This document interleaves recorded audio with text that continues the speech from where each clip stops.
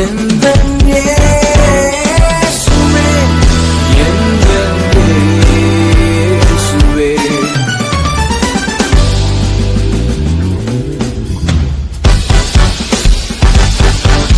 பாவங்கள் போக்கவே சாபங்கள் நீக்கவே பூலோகம் வந்தாரையா.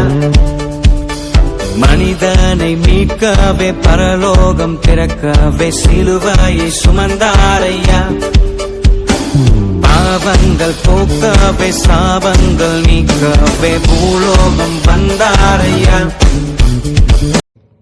அன்புக்குரியவர்களே, இந்த நாளிலும் உங்கள் அனைவருக்கும் அன்பின் நல்வாழ்த்துக்களை தெரிவித்துக் கொள்கிறேன். இந்த நாளிலும் பாடுகளை அனுபவி என்ற தலைப்பில் ஒரு சில காரியங்களை வேதாமத்திலிருந்து தியானிப்போம். பவுல் அப்போஸ்தலர் கர்த்தருக்காக அடைந்த பாடுகள், வேதனைகள், பிரயாணங்கள், சிறை அனுபவங்கள் ஏராளம்.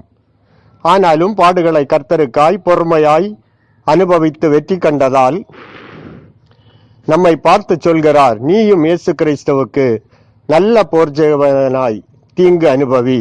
இயேசு கிறிஸ்து உலகில் வாழ்ந்த நாட்களில் எவ்வளவோ பாடுகளை, அவமானங்களை, பொய் குற்றச்சாட்டுகளை, பரியாசங்களை எல்லாம் பொறுமையாய் அனுபவித்தார். அதன் வலிகள் அவருக்கு தான் தெரியும். எனவேதான் பாடுபடுகிறவர்களுக்கு பதில் அளிப்பேன் என்று கர்த்தராகிய இயேசு கிறிஸ்து நம்மை பார்த்து கூறுகிறார். இன்று வேதாமத்திலிருந்து ஒரு மனிதரை பற்றி பார்க்க போகிறோம். அவர் யார்? அவர்தான் யோபு பக்தன்.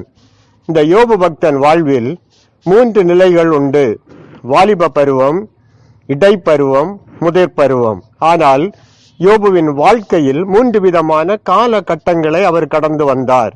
1, ஆதியில் செல்வ செழிப்பான வாழ்க்கை. 2, மிகுந்த சோதனையான வாழ்க்கை. 3, பூரண ஆசீர்வாதங்களை சுதந்தரித்துக் கொண்ட வாழ்க்கை. முதல் பருவம், இது செழிப்பான வாழ்க்கையை குறிக்கிறது. ஊர் தேசத்தில் வாழ்ந்தவர்தான் யோபு. அந்த மனுஷன் உத்தமனும் சன்மார்க்கனும், தேவனுக்கு பயந்து பொல்லாப்புக்கு விலகி ஓடுகிறவருமாய் வாழ்ந்தார். எனவே கர்த்தரால் யோபு பக்தன் குடும்பம் ஆசீர்வதிக்கப்பட்டது. இப்படியாக இவரது குடும்ப எல்லைகளை கர்த்தர் விஸ்தாரமாக்கினார். இவருக்கு 7 குமாரர்களும் 3 குமாரத்திகளும் காணப்பட்டார்கள். மேலும் 7000 ஆடுகளும் 3000 ஒட்டகங்களும் 500 ஏர் மாடுகளும் 500 கழுதைகளும் ஆகிய மிருக ஜீவன்கள் இருந்தது. அது மட்டுமல்ல, திரளான பணிவிடைக்காரர்களும் இருந்தார்கள். இப்படியாக யோபு ஆக்கத்தி புத்திரர் எல்லோரிலும் பெரிய செல்வந்தராயிருந்தார். இப்படியாக ஒரு வீட்டில் 12 பேராக சந்தோஷமாக வாழ்ந்தார்கள். அவன் குமாரர் அவரவர் பிறந்த நாளில் அவரவர் வீடுகளில் விருந்து வைப்பது வழக்கம். எல்லோரும் 3 குமாரத்திகளையும் ஒழுங்காக அழைப்பார்கள். இப்படியாக ஒற்றுமையான குடும்பம். விருந்து முடிந்ததும் விருந்தில் ஏதாவது தவறுகள் நடந்திருக்கும் என்று நினைத்து யோபு பக்தன் பிள்ளைகளுக்காக கர்த்தரிடம் மன்றாடுவது வழக்கம். 2வது பருவம், இதுதான் சோதனையின் காலங்கள். எந்த குடும்பம் கர்த்தருக்கு சாட்சியாய் ஆசீர்வாதமாய் வாழ்கிறதோ அங்குதான் பிசாசு நுழைவான். அவனுக்கு நாம் கதவை திறக்காமலே அத்துமீறி நுழைவான். ஒரே நாளில் யோபு பக்தனுடைய 7000 ஆடுகள், 3000 ஒட்டகங்கள், 500 ஏர் மாடுகள், 500 கழுதைகள், வேலைக்காரர்கள் எல்லாம் பறிக்கப்பட்டதோடு அழிக்கவும் பட்டார்கள். எவ்வளவு வேதனையான அனுபவம்! இந்த சோதனை நடந்த கொஞ்ச நேரத்தில் அடுத்த செய்தி, உங்கள் மூத்த மகன் வீட்டில் உம்முடைய 10 பிள்ளைகளும் புசித்து குடித்து கொண்டிருக்கும் போது பெருங்காற்று வந்து வீட்டின் மூலைகளை தாக்க வீடு இடிந்து எல்லோரும் மரித்து போனார்கள். யோபு பக்தன் மனமுடைந்து தன் சால்வையை கிழித்து தன் தலையை சிரைத்து தரையிலே விழுந்து பணிந்து, நிர்வாணியாய் என் தாயின் கற்பத்திலிருந்து வந்தேன், நிர்வாணியாய் அவ்விடத்துக்கு திரும்புவேன். கர்த்தர் கொடுத்தார், கர்த்தரே எடுத்தார், கர்த்தருடைய நாமத்துக்கு ஸ்தோத்திரம் என்றார். அன்புக்குரியவர்களே, இப்படி நம்மால் சொல்ல முடியுமா? யோபு பக்தன் இதுவரையிலும் புலம்பவும் இல்லை, பாவம் செய்யவும் இல்லை. இதோடு விடவில்லை. பிசாசானவன் யோபுவின் உள்ளங்கால் தொடங்கி அவன் உச்சந்தலை மட்டும் கொடிய பருக்களால் வாதித்தான். பார்க்கவே அருவருப்பு. வேதனை இன்னொரு பக்கம், பருக்களிலிருந்து சீழ்வடிதல், நாற்றம் இன்னொரு பக்கம். எவ்வளவு வேதனை! யோபு பக்தன் ஓட்டால் தன்னை சுரண்டி கொண்டு சாம்பலில் உட்கார்ந்தார். யாருமே உதவ முடியாத நிலைமை. என்ன பரிதாபம்! ஆறுதல் சொல்ல ஒரே ஒரு துணை உண்டு. அது யார்? அவன் மனைவி. ஆனால் மனைவி யோபை பார்த்து, நீர் இன்னும் உம்முடைய உத்தமத்தில் உறுதியாய் நிற்கிறீரோ? உம் வேதனை எனக்கு தெரியும். நீ தேவனை தூஷித்து ஜீவனை விடும் என்றால் எவ்வளவு பெரிய ஆறுதலான வார்த்தை! என்ன பரிதாபம்! இதை கேட்டதான யோபு பக்தன் மனைவியை பார்த்து, நீ பைத்தியக்காரி பேசுகிறது போல பேசுகிறாய். தேவன் கையில் நன்மையை பெற்ற நாம் தீமையும் பெற வேண்டாமோ என்றார். இந்த நிலைமை வரை யோபு பக்தன் தன் உதடுகளால் பாவம் செய்யவே இல்லை. ஆனால் யோபு பக்தனுக்கு 4 சிநேகிதர்கள் உண்டு.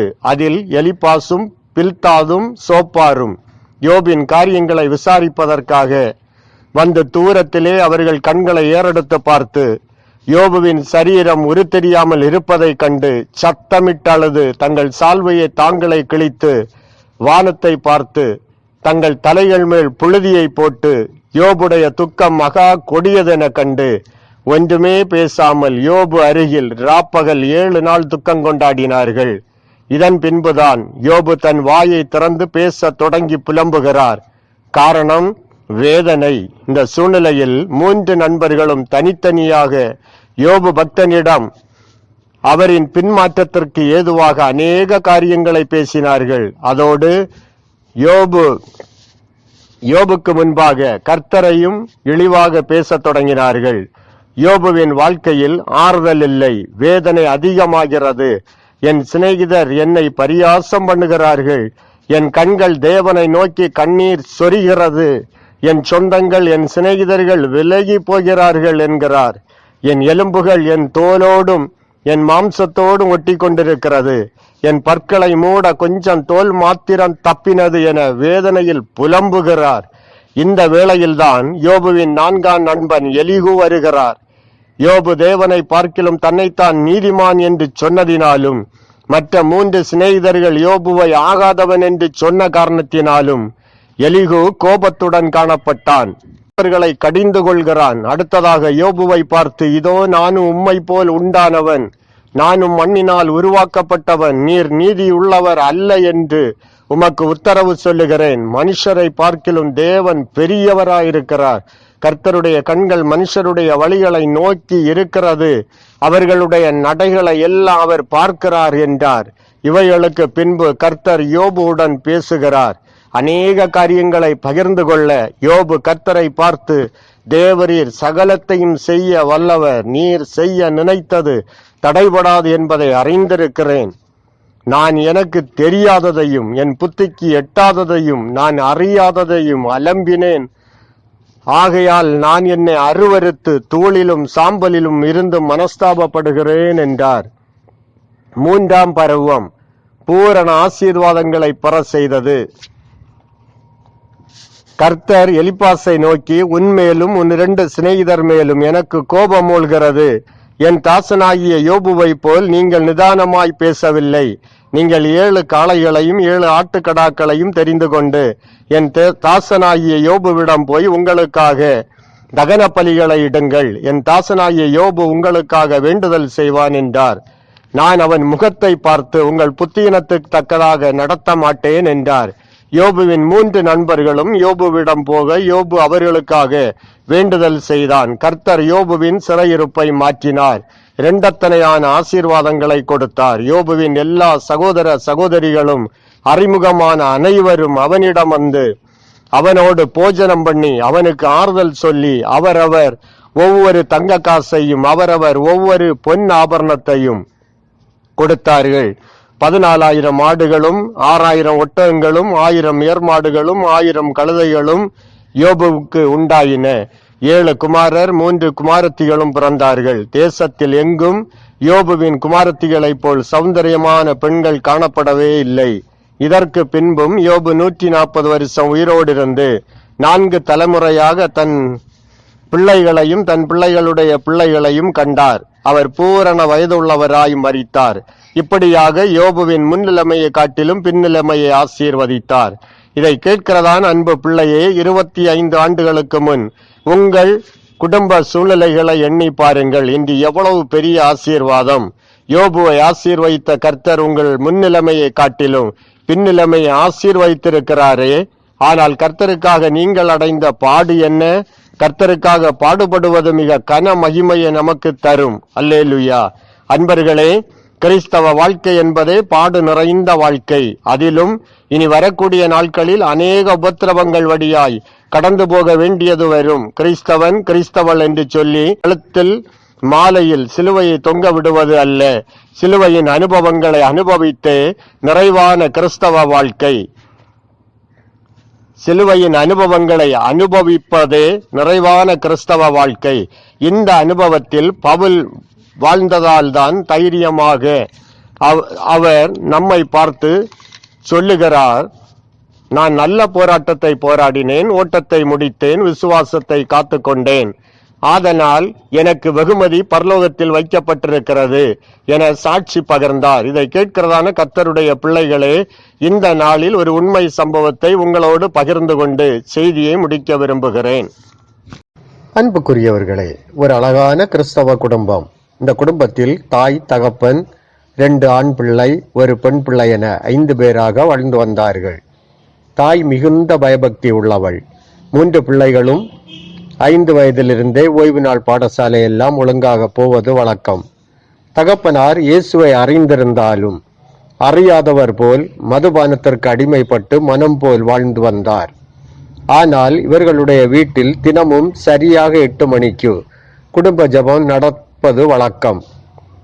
பிள்ளைகளும் தாயும் பாடல்கள் பாடி வேதாகமம் வாசித்து ஜெபிப்பார்கள். இந்த நேரத்தில் தினமும் தகப்பனார் கெட்ட வார்த்தைகளை பேசிக்கொண்டே இருப்பார். ஆனாலும் 4 பேருமாக தினமும் தகப்பனுக்காக, அவரது மனமாற்றத்திற்காக 2.5 ஆண்டு காலம் ஜெபித்து கொண்டே இருந்தார்கள். ஒரு நாள் இரவு 8 மணிக்கு முன்னால் தகப்பனார் ஜெப அறைக்குள்ளால் போய் பாய் விரித்து வேதாகமத்தோடு உட்கார்ந்திருந்தார். 4 பேரும் 8 மணிக்கு ஜெபிக்க ஜெப அறைக்குள் போகும்போது தகப்பனாரை பார்த்து இன்ப அதிர்ச்சி அடைந்தனர். தகப்பனார் அவர்களை பார்த்து, நாம் இன்று சேர்ந்து பாடி ஆராதிப்போம், வாருங்கள் என அழைக்க 4 பேரும் சந்தோஷமாய் உள்ளே போய் 5 பேராக கர்த்தரை பாடி ஆராதித்து மகிழ்ந்தார்கள். ஜெபம் முடிந்ததும் தகப்பனார் மனைவியை பார்த்து, நாம் இனி ஒழுங்காக ஜெபத்தில் பங்கு கொள்ளுவோம், அதோடு என்னுடைய மதுபான பழக்கத்தையும் சீக்கிரம் விட்டு விடுவேன் என்று கூறினார். இப்படியாக 1 வருட காலம் ஒழுங்காக ஜெபத்தில் பங்கு கொண்டு மனம் திரும்பி புதிய மனிதனாக மாறினார். காரணம், மனைவி பிள்ளைகளின் தவறாத ஜெபம். மூளையால் முடியாதது முழங்காலால் முடியும். ஒரு நாள் குடும்ப ஜெபத்தை முடித்து 5 பேராக பேசிக் கொண்டிருக்கும் போது தகப்பனார் மனைவி பிள்ளைகளை பார்த்து, நான் அடுத்த வாரம் வட இந்தியா போய் இயேசுவை அறியாத ஜனங்களுக்கு சுவிசேஷம் சொல்ல போகிறேன் என்றார். மனைவிக்கும் ஒரே சந்தோஷம். ஆனால் இன்னொரு பக்கம் தயக்கம். என் 3 பிள்ளைகளை நான் எப்படி பராமரிப்பேன்? அப்போது ரூத்தின் வாழ்க்கையை நினைத்து எல்லா நன்மைக்கே என்று சிந்திக்கிறாள்.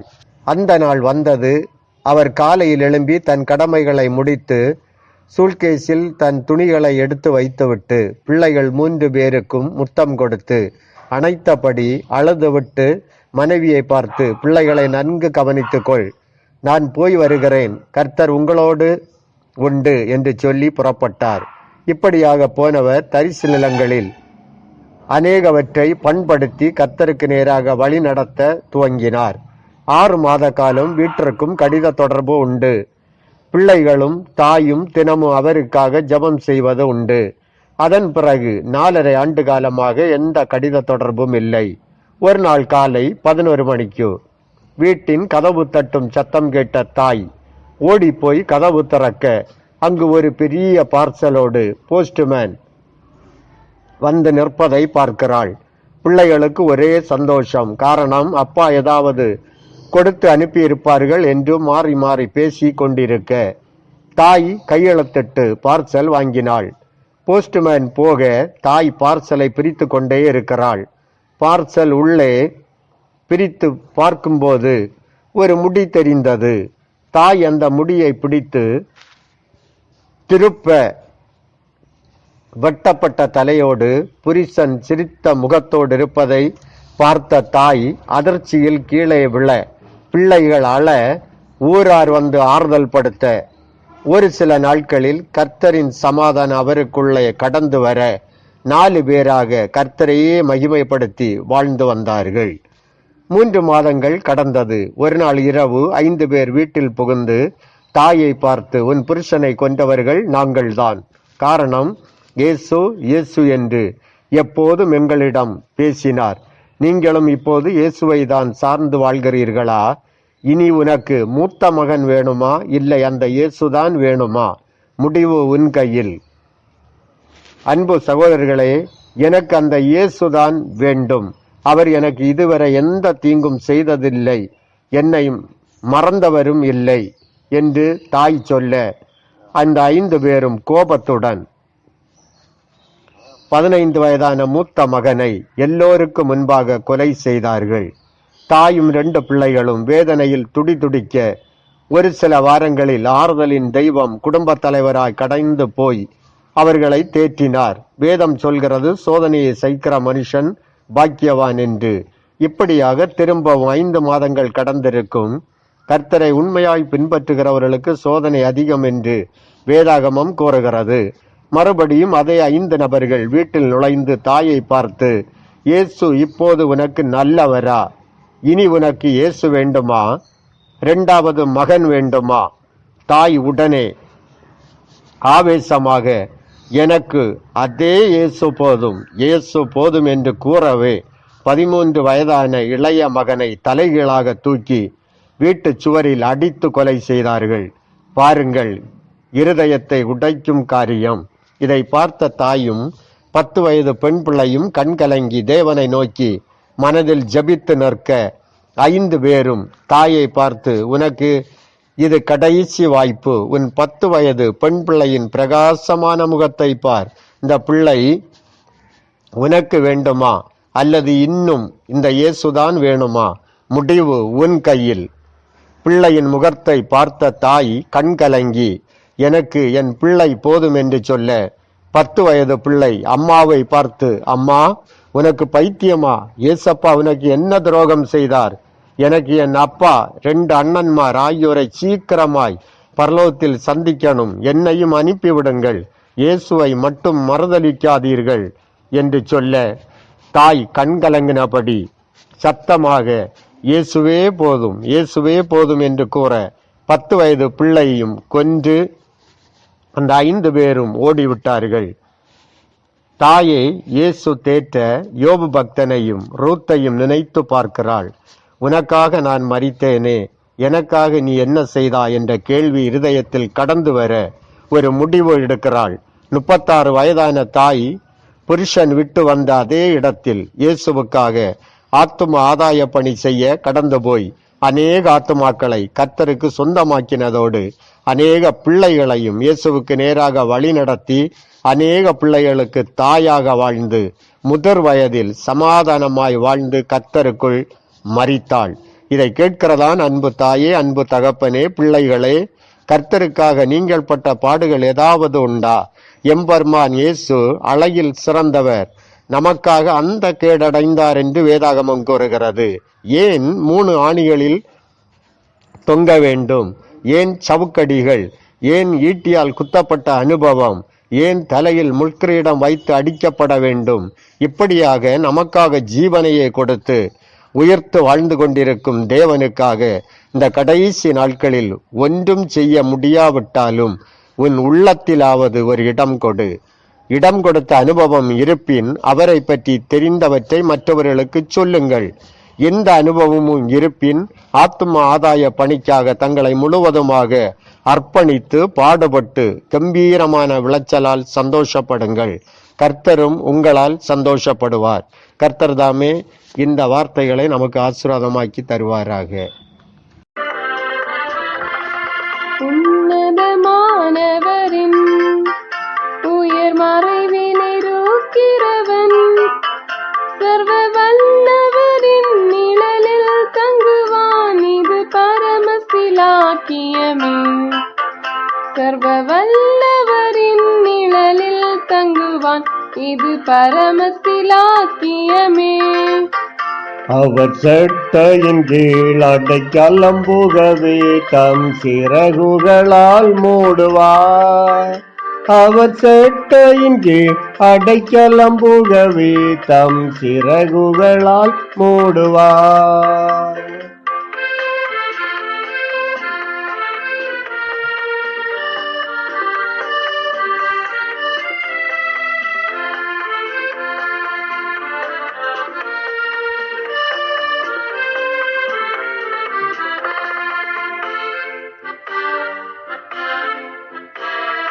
தேவன் அடைக்கலமே என் கோட்டையும் அரணும் அவர்.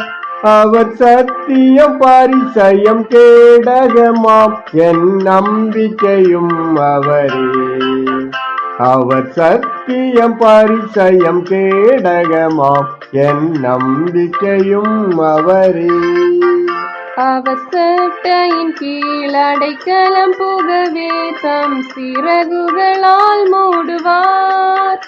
அவர் சட்டையின் கீழ் அடைக்கலம் புகவே தம் சிறகுகளால் மூடுவார்.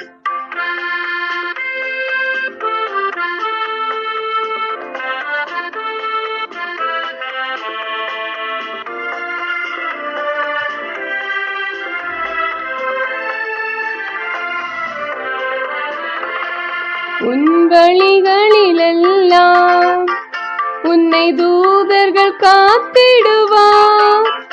உன் பாதம் கல்லில் இடராதபடி தங்கள் கரங்களில் ஏந்திடுவார். உன் பாதம் கல்லில் இடராதபடி தங்கள் கரங்களில் ஏந்திடுவார். அவர் சட்டையின் கீழ் அடைக்கலம் புகவே தம் சிறகுகளால் மூடுவார். அவர் சட்டையின் கீழ் அடைக்கலம் புகவே தம் சிறகுகளால் மூடுவார்.